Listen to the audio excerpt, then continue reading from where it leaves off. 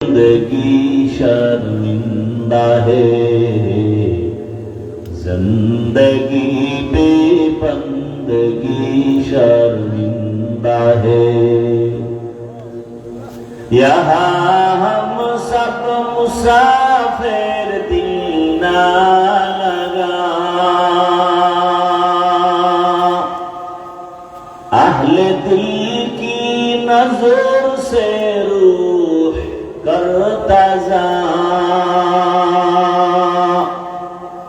शाह दौलत सब फकीर नेक नहीं, शाह दौलत सब फकीर नेक नहीं।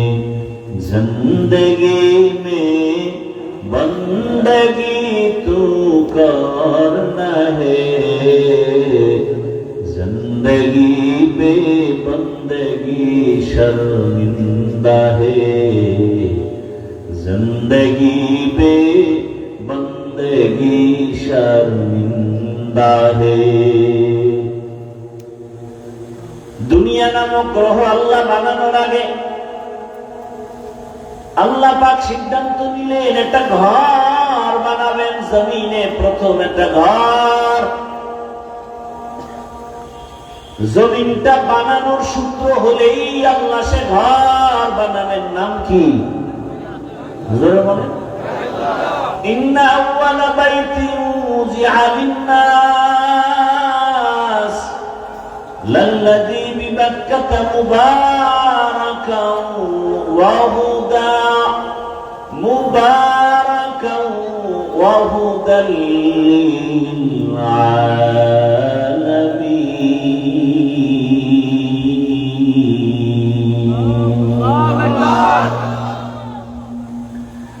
আল্লাহ জমিনের প্রথম ঘর বানাইলেন মক্কা নগরীতে, বাইতুল্লাহ, হেদায়েতের ঘর, মানুষের কল্যাণের জন্য। সেই বাইতুল্লাহ জিবরাইল আমিন ফেরেশতার মাধ্যমে আল্লাহ বাইতুল্লাহ প্রথম নির্মাণ করালেন, আদম নবী দিয়া পুনর্নির্মাণ করালেন। নূহ আলাইহিস সালাম আসেন তুফানে, ওই বাইতুল্লাহ সহ পুরা জমিন সাফ হয়ে গেল। আল্লাহ পাক রব্বুল আলামিন নূহ পয়গম্বরের 3 সন্তানের দ্বারা এই জমিনটাকে আবার আবাদ করলেন। সাম, হাম, ইয়াফাস আবাদ করিয়া এই জমিনের মধ্যে আল্লাহ পাক রব্বুল আলামিন একজন নবী পাঠালেন, নাম করা জলিল কদর পয়গম্বর ইব্রাহিম। পয়গম্বর ইব্রাহিমের দ্বারা বিলীন হয়ে যায়। আপনাদের কি হেদায়েত কমপ্লিট?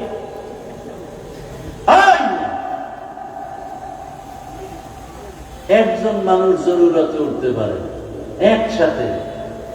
এই সমস্ত দৃষ্টতা কেন? না এই 2 মিনিট আগে যে একটু কথা বলছি লেগে গেল। হ্যাঁ, ও ওই রোগী। হ্যাঁ, চিন্তা করতে পারেন,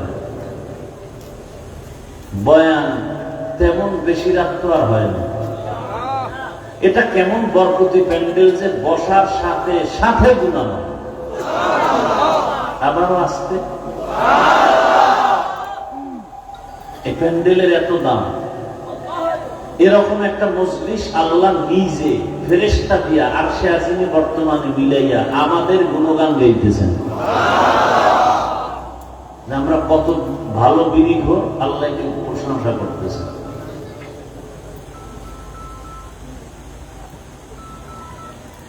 আল্লাহ প্রশংসা করে বলেন, ও ফেরেশতা, ওই জমিনের মধ্যে যারা আছে এদের জীবনের গুনাহগুলো মাফ করে দিলাম।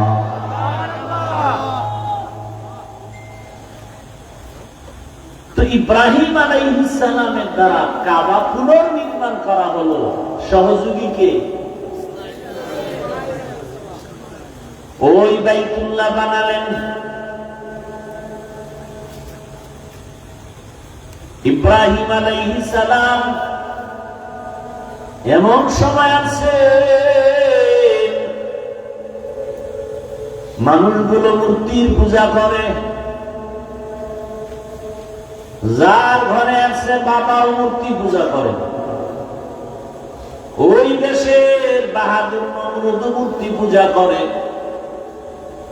ইব্রাহিম আলাইহিস সালাম এর বিরুদ্ধে তাওহীদের বাণী নিয়ে দাঁড়ায় গেলেন।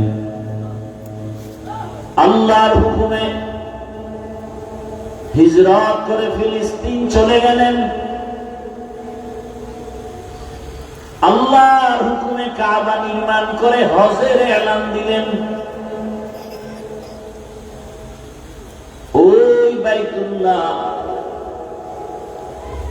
এক পর্যায়ে ইব্রাহিম নবী বিদায় ইসমাইলের বংশে ওই বাইতুল্লাহর পাশে মানুষের বসবাস হলো। বাইতুল্লাহ ভিতরে পর্যন্ত মূর্তি টানায় দিছে। মুশরিকরা আল্লাহরে মানে ঠিক, তবে এদের মাধ্যম হিসাবে আরো মূর্তিরে খোদা হিসাবে সহযোগী মানে। শিরিকের মধ্যে যত মারাত্মক শিরিক হলো মূর্তির পূজা করা, মারাত্মক শিরক।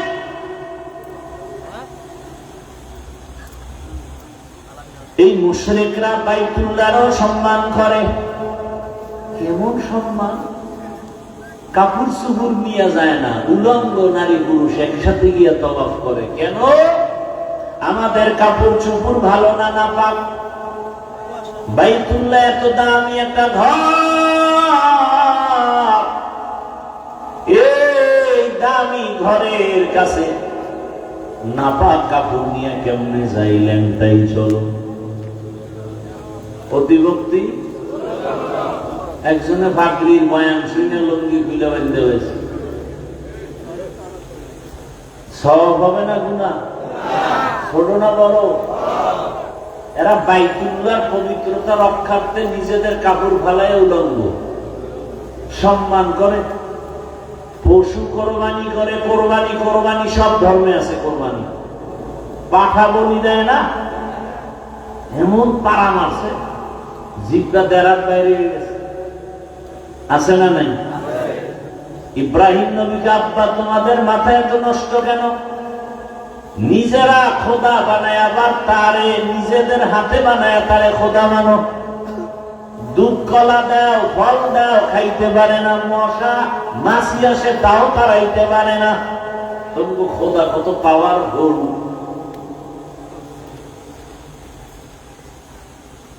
ওই মুশরিকরা পশু জবাই করে রক্তটা দেওয়ালে মাকে, বাইতুল্লাহর দেওয়ালে, আর মনে করে আনবো কোরবানি করুন।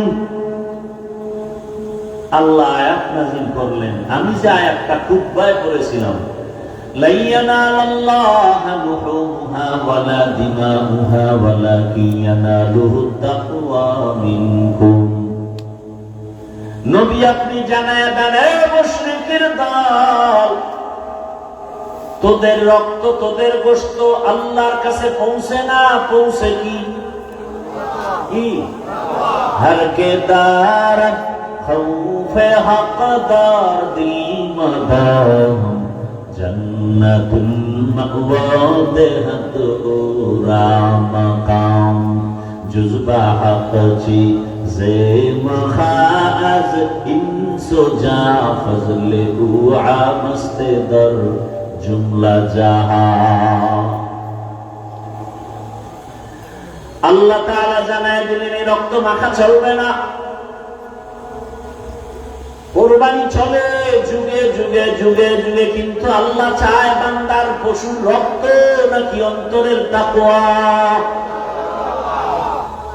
আল্লাহ তাআলা এই কোরবানি নিলেন ইব্রাহিম থেকে, এই কোরবানির পরীক্ষা নিলেন ইসমাইল থেকে, এই কোরবানির পরীক্ষা নিলেন মা হাজরা আলাইহিস সালাম থেকে, এই কোরবানি নিলেন রহমতের নবী মুহাম্মদ সাল্লাল্লাহু আলাইহি ওয়াসাল্লাম থেকে।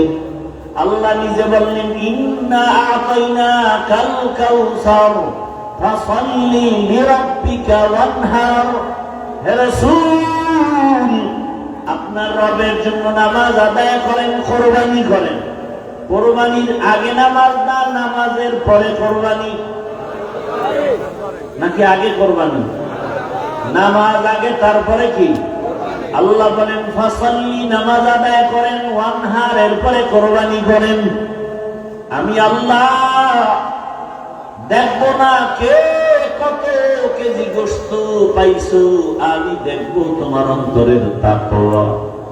ও ভাই, কি আছে তাকওয়া? একটা গরুতে কয়জন?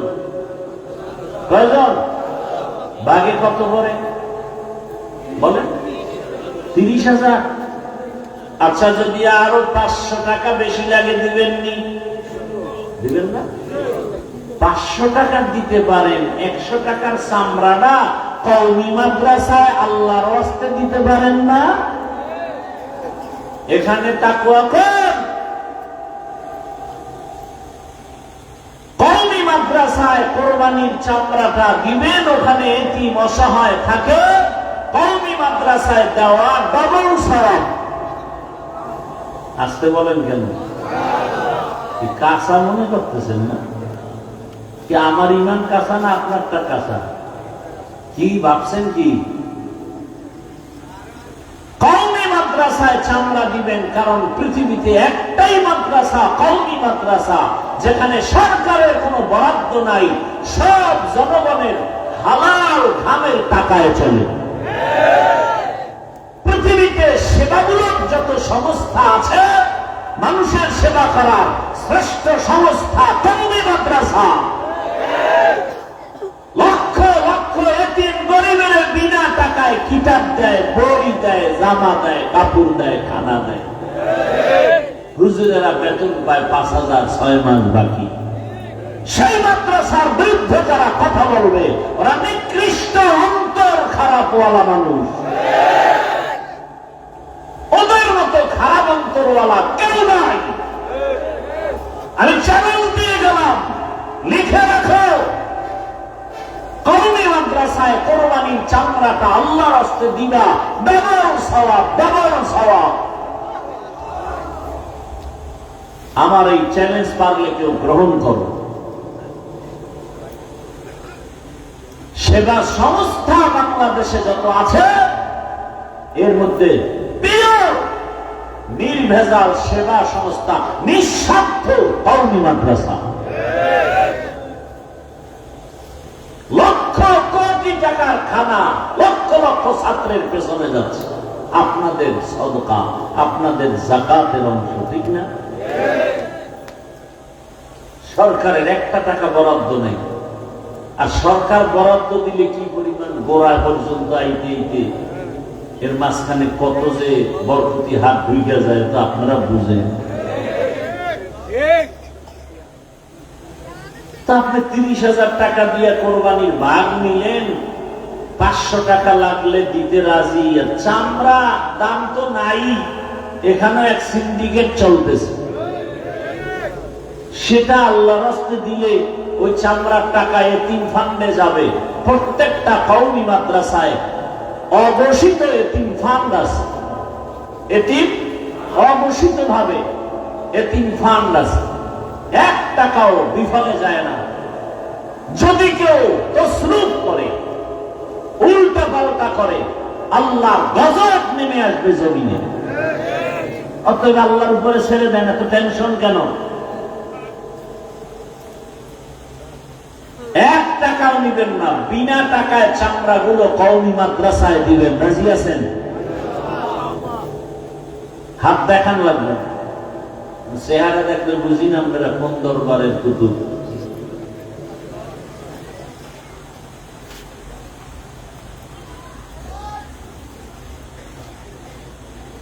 ভিক্ষা করে খাই আমরা কওমিরা, ভিক্ষা ছাড়া চলে কোন চান্দু?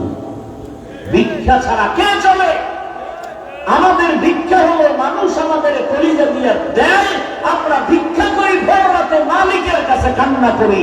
আর আমগো যারা ভিক্ষুক কয়, ওরা ডাইরেক্ট ডাকাত, ওরা জালেম, ওরা মানুষের বুকে ঠেকাইয়া টাকা নেয়। আমরা চিনি না কোন দরবারের কে। সব কুতুবের খবর আমগো ডায়েরিতে লেখা আছে, অত বেশি আমগো খেপাইও না। খবরদার, আল্লাহ সবাইকে হেদায়েত দান করুন, আল্লাহ সবাইকে হেদায়েত দান করুন। দেখছেন আজকে আমাদের বিরোধিতা করবে হিন্দু বৌদ্ধ ভিন্ন ধর্মীর লোকেরা, আর আজকে আমাদের পিছনে লেগে আছে আমরা জাতিভেদ। কি আজীব এক অবস্থা। কওমি খারাপ, তাবলীগ খারাপ, চরমনাই খারাপ, উজানি খারাপ, দেওবন্দি খারাপ, ভালো কে এটা বলবি না? যে দেওয়ানবাগ ভালো, আগ্রসী ভালো, মাইজবেন্দার ভালো, সুরেশ্বর ভালো, একটা বড় না তো। এটা যে এখানে যায় না ওখানে যায় না, তা যাওয়ার একটা রাস্তা তো একটা বড় না। সব বাদ আমগো দিকে আসে কি? অথচ চরমনাইয়ের কারণে, উজানির কারণে, দেওবন্দীদের কারণে, তাবলীগের কারণে, কওমির কারণে আজকে কিছু না পাক আমার দেশে সব থেকে বড় খেদমত একটা অশিক্ষিত সন্তানকে আদর্শ শিক্ষা দিয়া মানুষ তৈরি করা, এর থেকে বড় সেবা কি হতে পারে? আমাদের কওমি মাদ্রাসায় শত শত এতিম, শত শত গরিব, এদেরকে কিতাব দেই ফ্রি, এদের জামা দেই ফ্রি, বাড়ি যাওয়ার ভাড়া নাই, টাকা দেই ফ্রি, নেই বাড়ি যা। এদেরকে লেখাপড়া শিখায় একটা আদর্শ মানুষ বানানো, এর থেকে আর বড় সেবা কি হতে পারে? কওমি মাদ্রাসা এই যে সেবাটা করে, সরকার কোনো টাকা দেয়? আপনারা কোনো নির্দিষ্ট কোটি কোটি টাকা দেন? এই দান সদকা দিয়ে চলে। এখানে আপনাদের চোখ গরম কেন? আপনার অন্তর খারাপ, আপনার ফুল দেমাগ খারাপ, অন্তর খারাপ, চোখ খারাপ। আল্লাহ হেদায়েত দান করুন। আর কোরবানির আমল সম্পর্কে তো আপনারা জুমায় বয়ান শুনেন। ইনশাআল্লাহ যারা কোরবানি দিবেন, হাত নখ চুল কাটবেন না কোরবানি দেওয়ার আগ পর্যন্ত। এটা আল্লাহ পাক চান যে তোমরা তো আর বাইতুল্লাহ যেতে পারো নাই, হাজীদের নমুনায় ওরাও যেমন নখ চুল কাটে না, তোমরা এভাবে থাকো, আমার কাছে ভালো লাগে। নখ চুল কাটবেন না 1 তারিখ থেকে আরবি মাসের, সম্ভবত এই মাসের 19 তারিখ, আরবি মাসের 1 তারিখ হওয়ার সম্ভাবনা, মে মাসের। কথা বুঝেন নাই? একদিন আপনি সেটা ভিন্ন চাঁদের হিসাবে আসবে।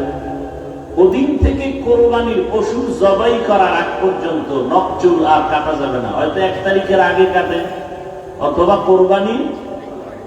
কোরবানি যদি আপনি 10 তারিখ না দেন, 11 তারিখ দেন, তাহলে মূল তারিখ না, মূল কি? কোরবানির পশু জবাই করার পরে যারা কোরবানি দেওয়ার নিয়ত করেছেন, নফল দেন আর ওয়াজিব কোরবানি দেন। আর কোরবানি আল্লাহর কাছে কি পৌঁছবে? তাকওয়া। কি ভাই? হর কে দারত খৌফে হক দরদিল মদন জান্নাতুল মাওয়া দেহদুরা মাকাম। মানুষের সহযোগিতা ছাড়া, সরকারি ফান্ডের, বিদেশি ফান্ডের টাকা পয়সা ছাড়া কোন সংস্থা চলে, কোন প্রতিষ্ঠান চলে? একটা প্রতিষ্ঠানও নাই। নিজ অর্থায়নে চলে, গোপনে তারা কালেকশন করে, গোপনে গোপনে বিভিন্ন সংস্থা থেকে টাকা আনে, আর কওমির উপরে দোষ। সব দোষ কওমি। অথচ কওমি কোথাও গিয়ে সংস্থান থেকে কোটি কোটি টাকা আনে না, মেরে খায় না, ওই জনগণের কাছে ঘুরে, ভাই একটু সহযোগিতা করেন, হুজুর আমি যাকাতের 5000 দিলাম, আমি 1000 দিলাম, এগুলি দিতে দিতে কোন রকম চলে। আচ্ছা, যাকাতের টাকা গরিব খাবে না ধনী? কওমি মাদ্রাসার অধিকাংশ সন্তানরা গরিব না, এতিম না? তা আপনাদের এখানে এত প্রশ্ন কেন?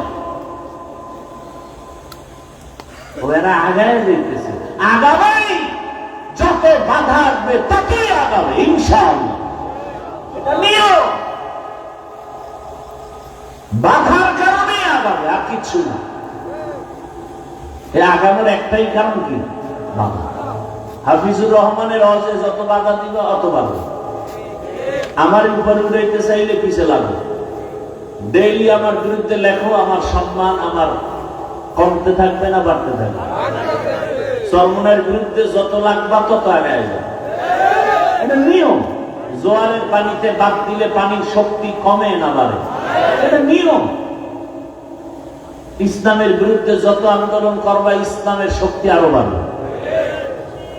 মাদ্রাসা চাও না, মাদ্রাসা আরো বাড়বে। মসজিদের বিরুদ্ধে কথা বলবা, মসজিদ এখন হয়েছে একতলা, আগামী বছর 2 তলা, এটা নিয়ম। আর যদি কোন আমরা বাড়াইতে চাই না, তাহলে কষ্টের লাগাও মুখে, বিরোধিতা করল। আর এটা কিন্তু নতুন নিয়ম না, পুরান। আবু জাহেল ঘুরে আর শুনছো কি, নতুন মোহাম্মদ পাগল হয়ে গেছে, আব্দুল্লাহর ছেলে। কেউ যাইও না, যারা জীবনে যায় না এরা আমার পাগল হয়েছে, একটু দেখাইছে। রসুল তো রসুল, দেখতে গিয়া চেহারা দেখে আর কালেমা পড়ে, শুধু চেহারা দেখে আর কালেমা পড়ে। যে ব্যক্তি তো কোনদিন পাগল হতে পারে না। আজকে যারা আমাদেরকে পাগল বলে, কথায় কাজে দিনে রাতে এখন ধরা খাচ্ছে, ওরা পাগল, ওরা পাগল, ওরা পাগল। কথার কোনো ব্যালেন্স নাই। মানুষ হাসে, দেখছো এরা কেমন মানুষ, কালকে এক কথা আজকে এক কথা, কথার কোনো ব্রেক নাই, স্থায়িত্ব নাই। এটা একটা মানুষ হইতে পারে এইভাবে? ঘুমের তুই থেকে স্বপ্ন দেখছি, সকালের সব ঘুমের আগের কথা বাদ, স্বপ্ন উল্লে দেখে বলিস। আমি বাংলাদেশে বয়ান করি, কোন পক্ষ বিপক্ষ না, আমি সঠিক কথাটা মানুষকে বুঝাই। আমার এই কথার দ্বারা আপনারা কি বুঝছেন? আমি আলিয়ার বিরুদ্ধে, আমি স্কুল কলেজের বিরুদ্ধে। বাংলাদেশে একজন বক্তা আমি, 2 জন আমার জানা মতে পর্যন্ত পাই না যারা স্কুল কলেজের পক্ষে বেশি বয়ান করে।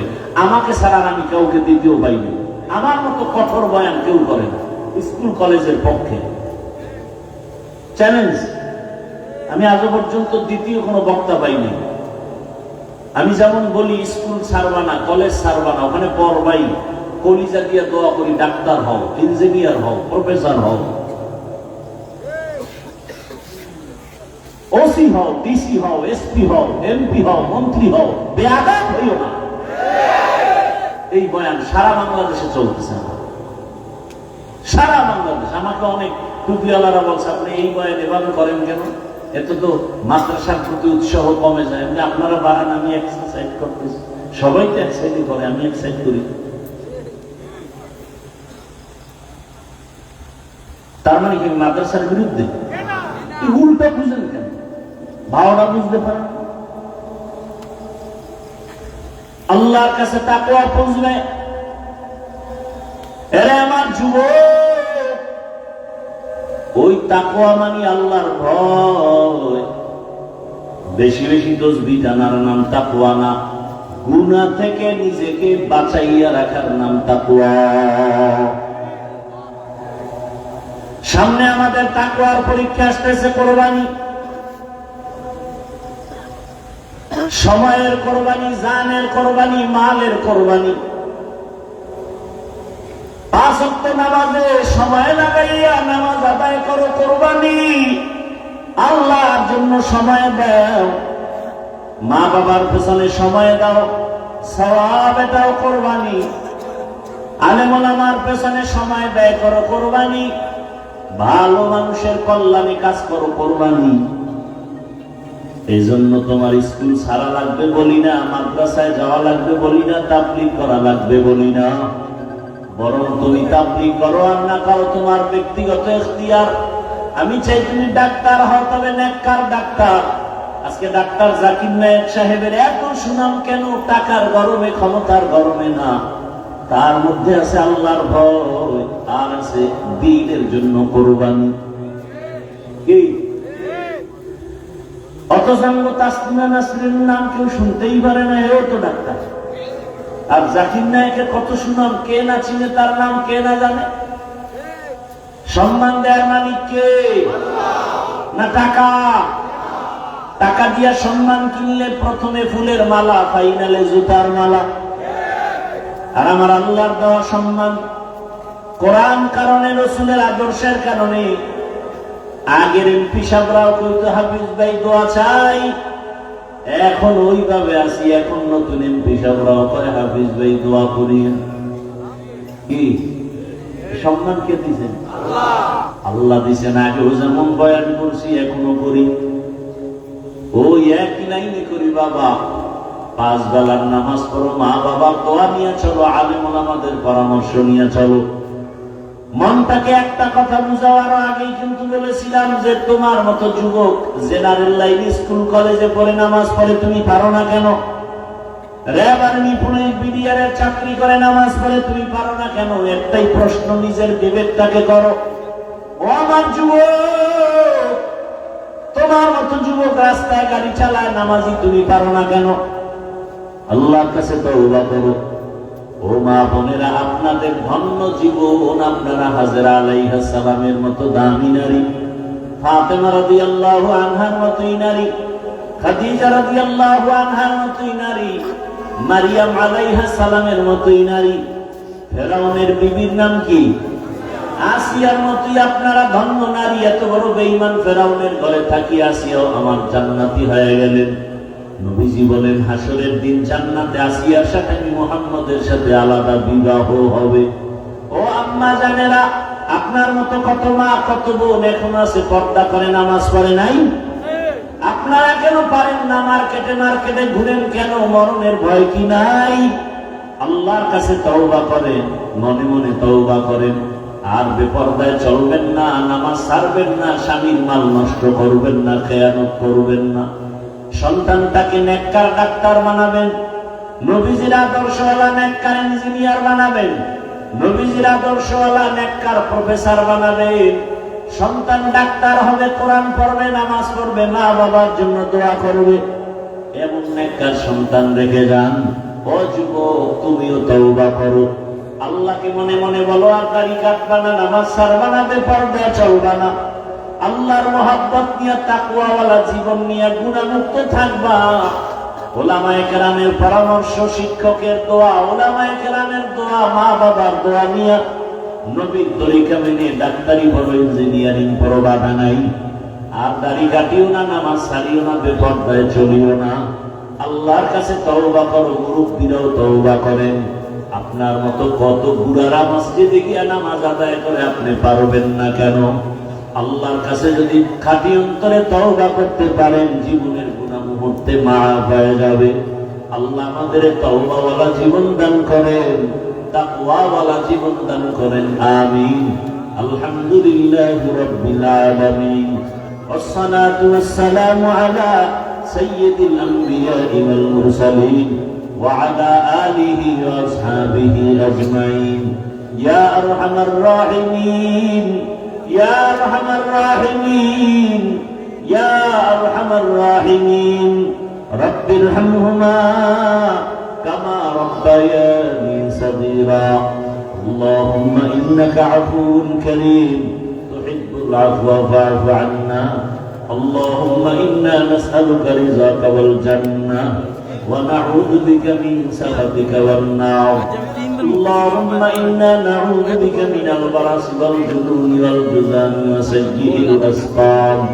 খোদার মালিক, গুনাহের বোঝা নিয়ে আপনার দরওয়াজায় হাজির। উলামায়ে কেরাম, মুফতি, হাজী সাহেব, ব্যবসায়ী, চাকরিজীবী, যুবক, ছাত্র, পর্দার আড়ালের মা বোনেরা, ও আল্লাহ মেহেরবানি করে বরকতের সময় আমাদের জীবনের গুনাহ মাফ করে দেন। এ মাহফিল কবুল করে নেন। আয়োজনকারী সহযোগিতাকারীদের কবুল করে নেন। মাদ্রাসা মসজিদ গুলো কবুল করে নেন। অন্যান্য শিক্ষা প্রতিষ্ঠান নবীর আদর্শে কবুল করে নেন। মা বোনদের আবেদা পর্দাওয়ালা বানায় দেন। সন্তানগুলো নেককার বানায় দেন। যারা লেখাপড়া করে পরীক্ষার্থী কামিয়ে বিধান করেন। আয় আল্লাহ, আমার কলিজার যুবকের নামাজি, কোরআন পড়নেওয়ালা বানায় দেন। মোবাইলের গুনাহ থেকে আমাদের হেফাজত করেন। আয় আল্লাহ, চলার পথে হেফাজত করেন। সারা দুনিয়াবাসীকে মাফ করে দেন।